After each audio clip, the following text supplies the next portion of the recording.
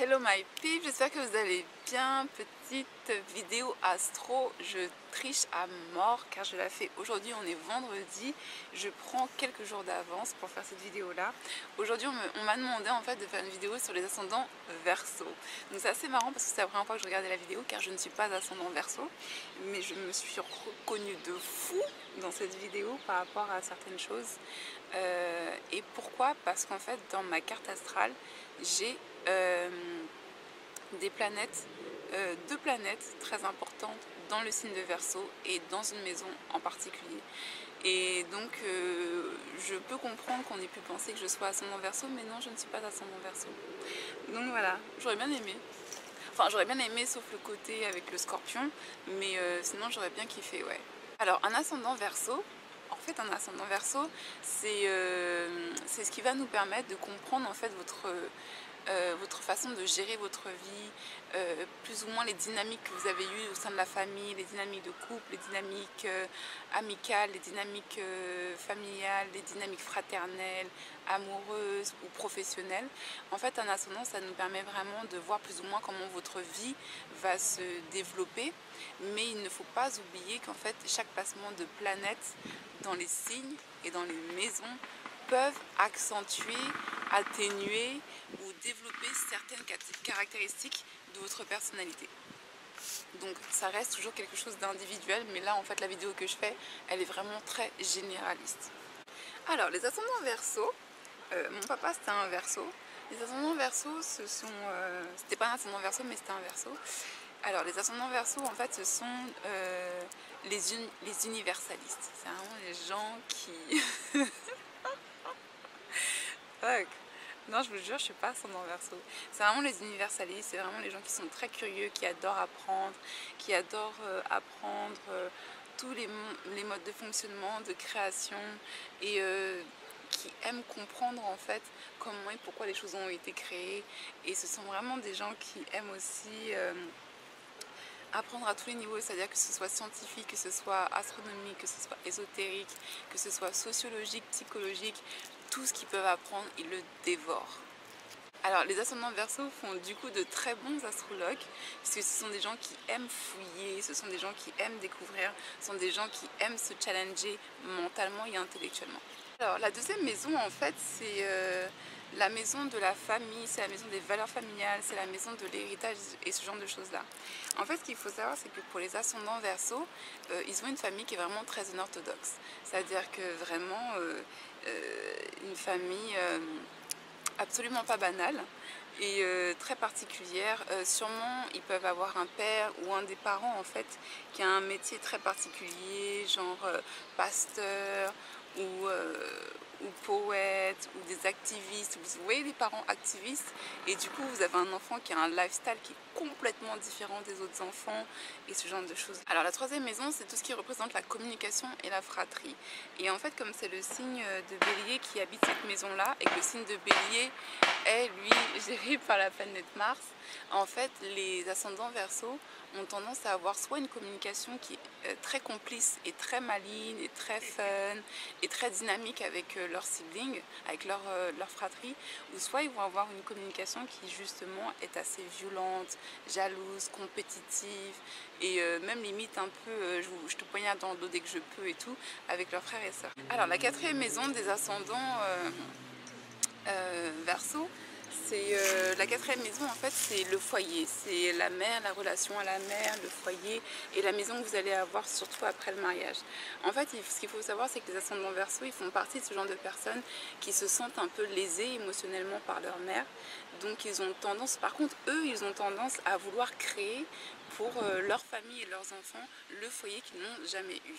C'est-à-dire qu'une fois qu'ils ont leur propre maison, ils vont faire une grande maison, chaleureuse, gourmande pour leurs enfants. C'est-à-dire que leurs enfants ils auront droit à toute la luxure du monde, et ce genre de choses-là en fait.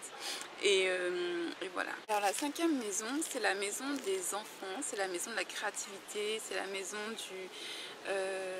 de la romance et ce genre de choses là.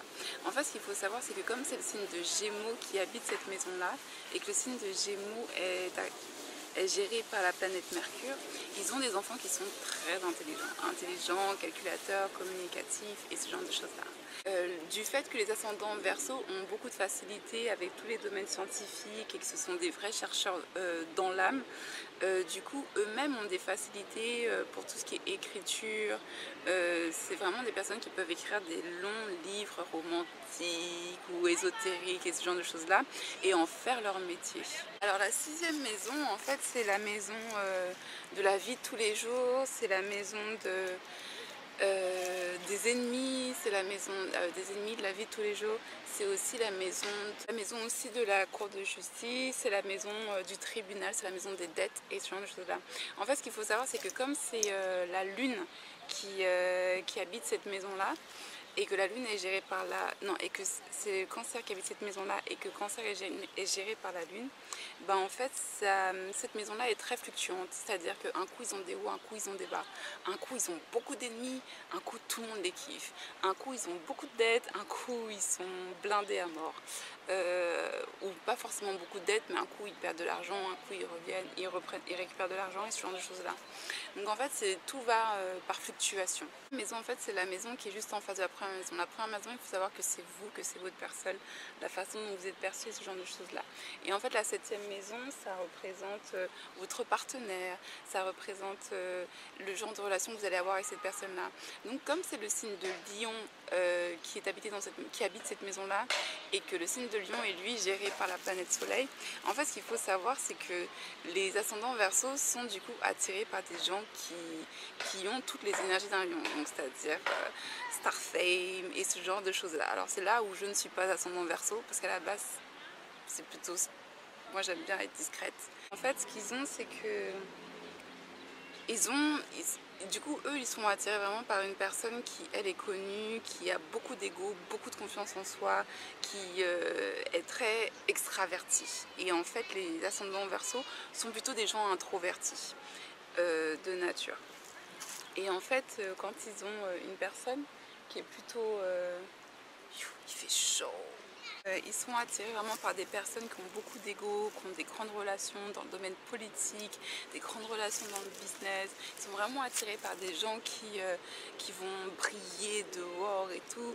C'est un peu le genre de personnes qui aiment avoir des wives, des trophy wives, des trophy hubby, c'est-à-dire vraiment des gens qui sont ultra successful à leur côté.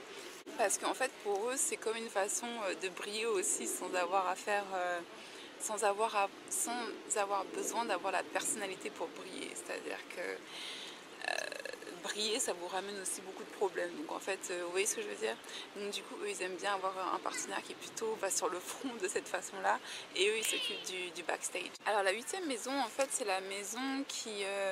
c'est tout ce qu'on ne voit pas d'un couple ou d'une relation, c'est tout ce qui est un peu occulte, c'est les secrets, c'est l'argent, c'est la belle famille, c'est les banques et ce genre de choses-là, c'est tout ce qui est caché en fait.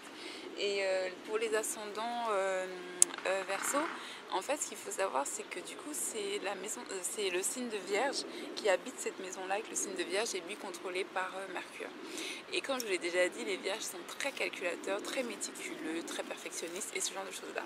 C'est-à-dire que dans leur relation de couple, c'est un couple qui réfléchit énormément sur comment placer l'argent, investir l'argent et ce genre de choses-là. C'est-à-dire qu'ils calculent tous leurs moves. Ensuite, les relations qu'ils ont avec leur belle famille, elles sont aussi calculées, mais elles sont aussi très justes. C'est-à-dire que c'est pas... ils aiment avoir des conversations qui sont plutôt philosophiques, qui sont plutôt profondes et ce genre de choses-là. C'est-à-dire qu'ils ne vont pas avoir le côté Gémeaux qui va parler des gossips et de tout et de n'importe quoi. Eux, ils vont vraiment avoir le côté mature de la planète Mercure. Alors, la 9e maison, en fait, c'est la maison de la foi religieuse, c'est la maison de l'éducation, des connaissances supérieures. C'est la maison des voyages à longue distance. Et en fait, c'est le signe de Balance qui fait partie de qui habitent cette maison-là. Et en fait, ce qu'il faut savoir, c'est que ce sont des gens qui sont très équilibrés au niveau de leur foi. C'est-à-dire qu'ils y croient, ils pratiquent, mais ils ne sont pas dans l'extrême. C'est-à-dire que même s'ils naissent dans une famille qui est à fond, à fond, à fond, à fond dans la religion, eux, ils vont toujours plus ou moins garder... ils vont rester raisonnables en fait. Ce ne sont pas des gens qui vont rentrer dans l'extrémisme ou ce genre d'attitude-là. Mais tout dépend du placement de la planète Vénus parce que du coup, le signe de Balance, en fait, il est géré par la planète Vénus. Donc si Vénus est bien placée, bah, vous avez des grandes chances pour qu'ils restent très raisonnables dans leur religion. Et si Vénus est en difficulté ou dans un signe un peu compliqué, bah, du coup, ils peuvent devenir obsessionnels, mais en secret. C'est-à-dire que ce ne sont pas des gens qui vont...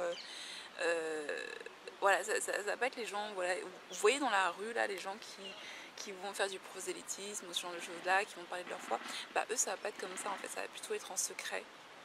C'est pas quelque chose qu'on va voir comme ça. 10e maison, c'est la maison du travail, de la réputation, de votre image dans la société et ce genre de choses là.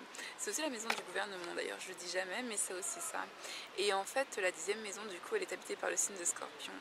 Ce qu'il faut savoir, c'est que le signe de Scorpion, c'est un signe qui est jaloux, protecteur et ce genre de choses là. Et du coup, eux, ils sont plutôt jaloux du succès des autres. Et ils vont trouver toutes les techniques possibles pour déstabiliser en fait leurs compétiteurs. C'est-à-dire que vraiment cette facette de leur personnalité là, elle va se dévoiler professionnellement, mais elle ne se retrouve pas ailleurs. Et vraiment prêt à faire tout ce qu'il faut pour être numéro 1. Toujours dans les règles de l'art. Pourquoi dans les règles de l'art? C'est-à-dire qu'il y a des gens qui vont être en compétition, mais ça va être sale.